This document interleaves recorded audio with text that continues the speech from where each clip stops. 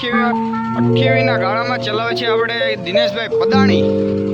તમે જોઈ શકો છો કેવી રીતના એ ભાઈ ચલાવે છે, અને એ પણ ચણામાં। તમે ખેડૂત ભાઈઓ આપણે વીએસટી મિત્સુબિશી 180 18 હોર્સ પાવર 3 પિસ્ટનનું ટ્રેક્ટર છે આ, તમે જોઈ શકો છો।